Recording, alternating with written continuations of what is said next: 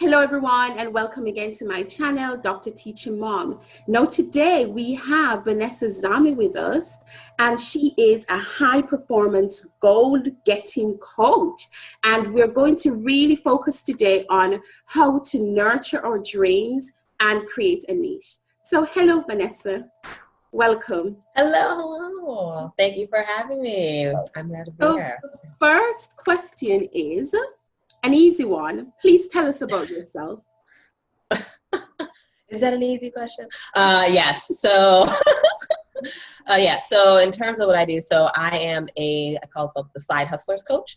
And so what I specialize in is essentially coaching aspiring entrepreneurs on how to launch their businesses without quitting their day job and without the overwhelm. Because, all those things out there on how you can create a business, all the to-dos that you think you can do, all the people telling you 50 million different things. And you're like, but wait, what's going on? And so I'm all about keeping it simple and then keeping it moving and launching that business, now and not tomorrow. So yeah. Fantastic, fantastic. So what are you passionate about? I am passionate about essentially helping people make their dreams into a reality. And so I'm passionate about, so my mission in life in general is to share information and resources with people so they become better versions of themselves. And with your Business Catalyst, when I started my coaching business, that essentially was about, okay, how do I share information and resources with people who are looking to start their business? Because I believe people are just one great side hustle away from happiness. And I'm going off of essentially the corporate America world, where I'm still in it as well too. And so seeing just all the misery on people's faces, and people just they're not really happy, but they're sort of like dealing with it and just comfortable and complacent. And so I'm passionate about, okay, how can we get you living the life that you want to live so you don't have to die with regret and like what if, shoulda, coulda, woulda world. So that's what I'm passionate about. Yeah. A great idea. That is just so fantastic. And you touch on so many things. You touch on the fact that a lot of people are disaffected or maybe unhappy about where they are now in life and how their dreams may be stagnant, and you solve that problem. So what advice would you give to someone who is seeking to find and create their niche? Great question. So for someone looking to create their niche, I would say, so there are different ways that you can tackle this, but the keep it simple and keep it moving way that I coach my clients through is pretty much thinking about something. Essentially starts with your story, right? And so who are you? And why did this product or business or whatever it is that you're trying to create, whether it's like a coaching business, right? And so how did you get into that line of coaching? Or if it's like a new app that you're trying to build, like one of my clients is trying to build a new app, it's sort of like, where did this idea come from? And how does it relate to you and what you're doing in your day-to-day? And essentially it starts with you, right? And so people who are going to gravitate towards you are people who are probably like you, right? And probably also want that same service or have that same problem and are looking for that same result. And so for anyone looking to define and refine their niche, it really just starts with you. And it starts with why you're developing this product, why you're developing this service, and who are you, just who are you? So, yeah. Okay, so I like that. Thinking about why and thinking about who. And it's a really simple way of drilling down and starting to think, or why and who. Fantastic. So it leads right into the next question, which is giving your top tips for nurturing one's passions. So what would be your top tips? Yeah, for nurturing one's passion, I would say top tips, we go into, say, three things. One is, so going back to the why part of it, but really, there are some people who are just sort of like, oh, I just wanted to do this so I can get some money, right? But that's not going to be what nurtures your passion, because there are 50 million other ways that you can get money. I mean, at the end of the day. And so there's something deeper behind what it is that you're doing. And so really taking the time to understand really what it is. And the question I like to ask people is, on a scale of 1 to 10, with 10 being the highest, how much do you want this, right? How much do you want to be able to have the ability to nurture this passion, whether it is the business or it's, taking piano lessons or whatever it is, right? Like, how much do you actually want that? And then from there, and if it's a 9 or 10, then you're good to go. If it's less than that, you got to look somewhere else. You just got to look somewhere else, because it's just not going to be enough for you to go through, like, when life comes along, because life is just life, right? Life is not perfect. Life is not, it's not going to be a right situation for the right time for any right sort of move or whatever. It's just going to come at you. And so you need to be mentally prepared and mental toughness tools to get that going. And so with that as well, with the mental toughness tools, so second tip is, so part of my process I go through with clients, season your soul. And so seasoning your soul, mainly about what are the things that you can do that will help you just fuel yourself. Like, if everyone else is telling you no, everyone else is telling you that you're stupid, everyone else is telling you that, this idea makes no sense, or there's no market for it, or you can't sell during these times, or, if everyone's telling you that, how are you going to keep yourself going and moving forward? And so with that, for example, for some people, it's affirmations. And so, like, one of my clients, she came to me because she was going through all these self-deprecating things, did a whole session. And then I realized that was essentially what was keeping her from even moving forward. Like, no matter what I did with the goals or the business things, if we didn't nip that mindset in the bud and, like, fix it and solve it, nothing else was going to really be successful as it could be for her. And so we went through a whole session of, like, okay, let's figure out that positive statement to get you to saying the opposite of what all the negative things are, and then moving her forward. And then that essentially transformed her and her thinking. And when someone then eventually came to her and said, "Oh, you're too old for that. Oh, you can't do that," she was like, "That person doesn't know me." And then she kept it moving, right? And some people, it's affirmations. Some people, it's a vision board. For me, I tried that route. My vision boards gathered dust. It didn't quite work out for me, but they're back on the dresser. But it's like there's only so far that can go. But for some people, it's a vision board. For some people, it's literally, I call it the non-negotiable. And so during, like, the first session with my clients, it's like when I define their style and how we're gonna make this business launch happen in, like, 90 days or 6 months, depending on what they choose. It's, what is your style, right? And so what is that non-negotiable thing that, like, is it that you need to sleep every night? Is it that you need to exercise every week? Is it that you need to go to church every week? Is it, like, what is that non-negotiable thing that you need for yourself to ensure that no matter what happens during the week, if you got that, then it was a good week, right? And so defining that, understanding that. And then the third part is just getting a good support network around you, because now you got yourself, you got your internal lives, now you're helping yourself, which is good. But then that, there's a point where that doesn't go as far as it could. And so then I call it hug it out. You get the support network of people around you. And, you poison control the people who aren't meant to be there. Keep them at bay, poison control them out. But everyone else, get that support network around you, whether it's people doing the same thing, whether it's other coaches, whether it's other product developers, whether it's, another esthetician in your network, that's your field.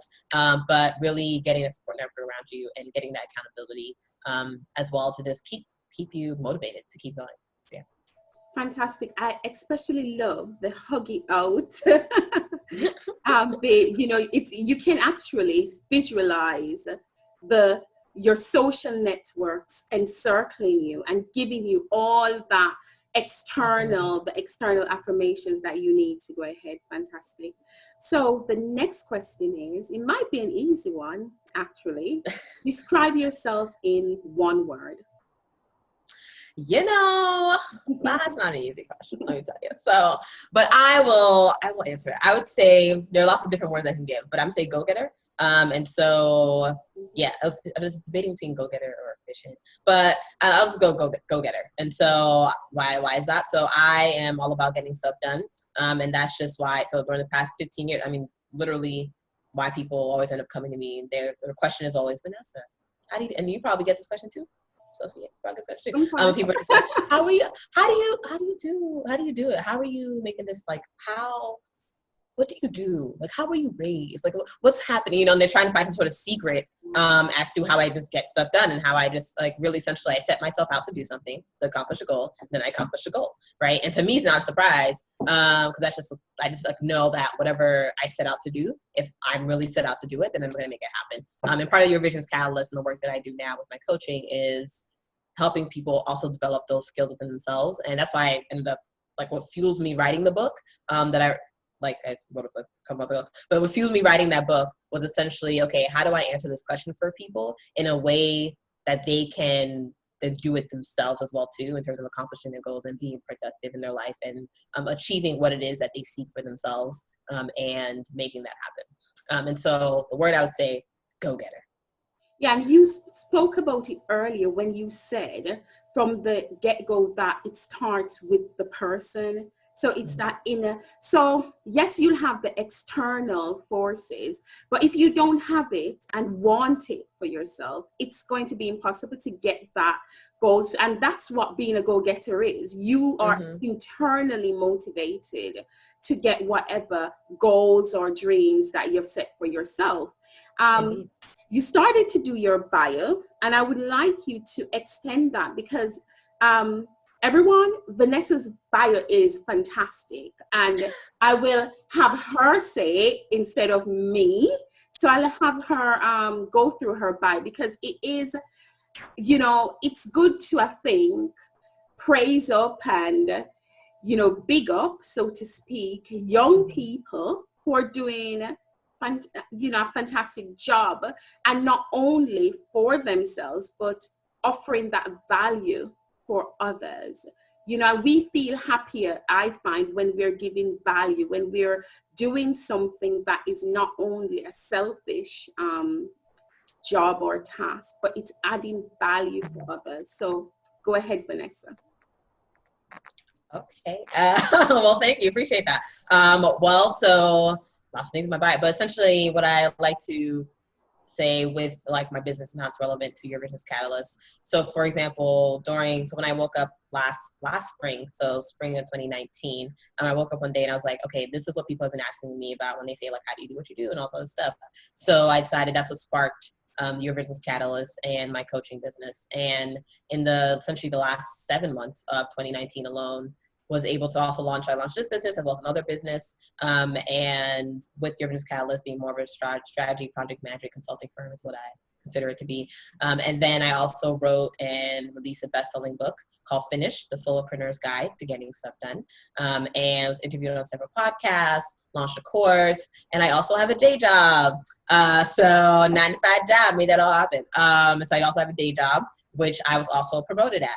And there were some bad boss struggles with that too. So it wasn't that simple either, but made it happen. And fun fact, 27% salary increase. And so essentially making the business happen, but also still keeping the work life happening as well too.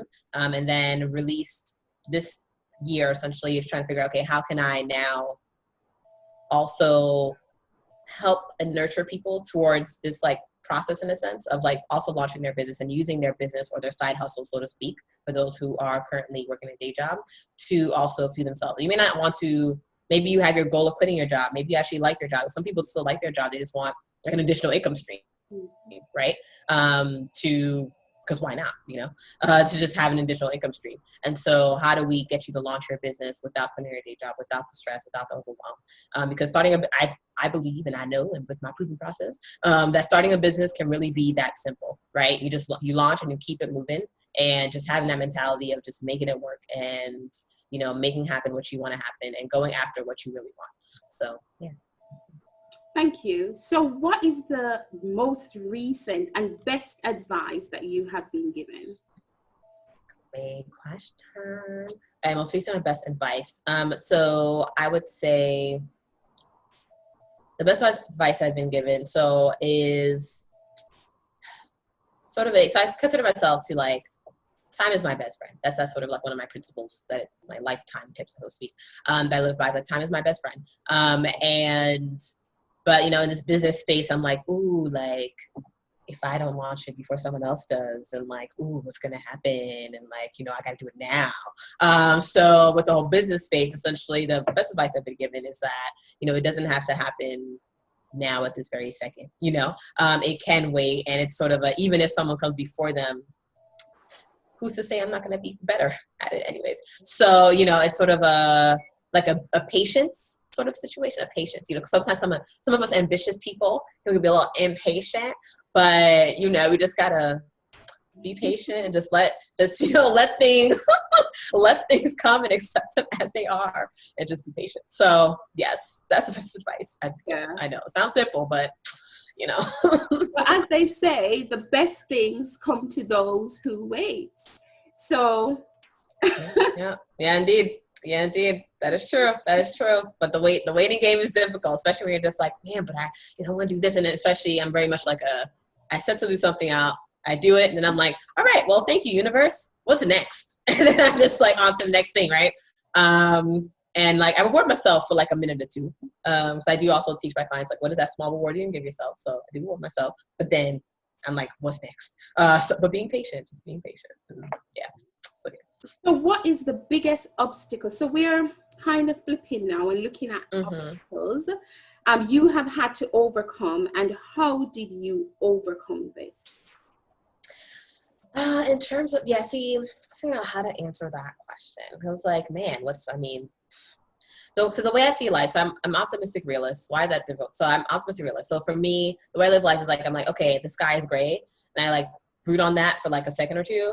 And then I'm like, oh, look at this beautiful leaf. Oh, look at these roses. Oh, look at that. And like the sky is gray. But like, oh, look. So that's sort of like how I live my life. And so when I think about obstacles, I'm also like always like comparing my story to other people's story. I'm like, oh no, I mean, I wasn't well, I guess I was homeless for a few months. But like that was like a couple years back. And then so in terms of my biggest obstacle, I would say that something that I accomplished that I was telling one of my prior clients when she hit me back up, and she was like, oh my God. So I was like, okay, I guess this is something accomplishment of some sort. But essentially like during the like 5th year went to college, and during the 5th year, so I had like a 4-year scholarship in college. This was like many years ago. And then I decided to take a 5th year so I could study abroad in Paris. And so, but then that means I had to take extra time for school in order to study abroad. So all that, because it didn't relate to my engineering degree. So I was like, okay, cool. So, but I also didn't want to graduate with any loans. And then now as a business owner, I'm like, oh, loans. Oh. What's the process in overcoming? What were some of the things you had to do? Because as you've said, rightly so, we learn from for you, it's not really an obstacle because you see it as a learning opportunity. So you turn it into a learning opportunity, and we want to pick your brain on that and kind of see the process of that. So what are some of the things you had to do to overcome? So essentially that year I worked 6 part-time jobs while going to school full-time and living off campus, like about an hour commute. So I didn't have a license. So about an hour bus ride away from courses and jobs and all that stuff. But still with the engineering classes and the full course load, still managed to get all A's and still made that work. And so and then I was living with like interesting housing situation. Anyways, so with that, in terms of what I was like learned from that, and when I say it's like literally like in my book, like I'm literally like the 6-step process I take people through, and I call it this like the life strategy process, different from the business strategy process.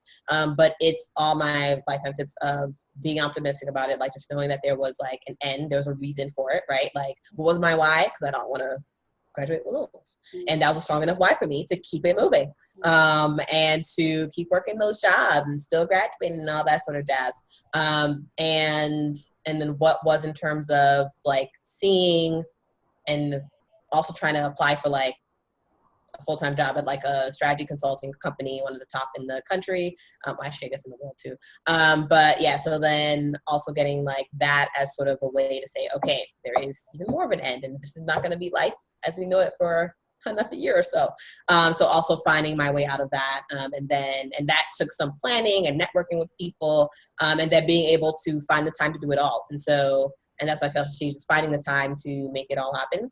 And part of it is being efficient and resourceful and keeping it simple and then keeping it moving. And so finding ways to, get myself from one place to the next, finding ways to, get the funds when they were needed so that I can get their food, water, and shelter. Being able to, and then being able to stay, see the rose on the rose bush, even when the sky was gray, sort of situation. And that is, generally that's literally how I overcome obstacles. And in terms of the support network piece of it, it wasn't as strong, but the other five things in terms of the internal motivation, and just seeing and having the motivation that it was like a 9 and 10 for me, right? On a scale of 1 to 10, that was a 9 and 10 for me, to just make it through that year. And then whole would be well. And so keeping that hope alive, I would say, is what really fueled me. And then using my time management productivity skills. So part of that is I, planned out, okay, I'm really good at like planning out public transportation. And so it was like, all right, give myself enough of a buffer. Communication, also really important. At any point in time, like just communicating with people and being clear and open. And poison control for those who aren't supportive, for those who are making your life even more difficult. It's just like, they're not necessary to be there in your life. Like, no. And so that was another thing that happened there too. And then there'd be other times when, I would just run into people who were like, we're supportive. I was like, what are you up to? Oh, you too? Oh my gosh. And we just like-minded people who are also trying to grind, go get and go after what we want in life. I got from that was my takeaways from what you have just said about being focused, about having that why, which is very important, about being internally motivated, about also having a social network system, which is important. A lot of times you want to do something and you're like, I don't need anyone. But I've listened to what you've said, and you have credited that to be important as well. So having a social network system and knowing when to get rid of negative people. Focus on your mindset as well. So ensuring you take a note of who and what you're listening to. So those are the things I've taken away from what you've said. How do we nurture our creative talents? How do we create our niche? Really some very good points that we're going to take away. The last question, Vanessa, is we have to always look at our reading. What they say that all the great motivational speakers believe that reading is so important in helping our mindset. So I'm going to ask you that question. What are you reading now? What book? So in terms of what I'm reading now, it's a classic, as they say. A classic. Well, I guess it's technically, I'm like semi-listening to it because it's the audiobook format. But The Richest Man in Babylon is what I'm reading. And so thinking about, so one of my other businesses in real estate investing. So essentially thinking about how do all my business ventures and the empire I'm trying to build for the legacy I'm trying to create, and also retire my mother as well too. But thinking about how do I do that in a money smart, effective way, and trying to just get into the mindset of, taking those money habits into shape and form, from even classic principles that are still true today. So Richest Man in Babylon is what I am checking out. Yeah. Fantastic. And I'm going to put the name, the author, and the title of the book and the author in the description so you guys can check it out. Thanks a lot, Vanessa, for taking the time to come and share with us your top tips on how to nurture ourselves, how to nurture creative talents and find our niche. Thank you. Yeah. Thank you for having me. And for everyone out there, just, keep on nurturing what you got to nurture, because there's no sense in being miserable in life when you have the skill and the passion and something tugging at your soul that you want to do, right? And so just say yes to that, say yes to you, and say yes to what you are meant to create in this world. So, yeah. Thanks a lot.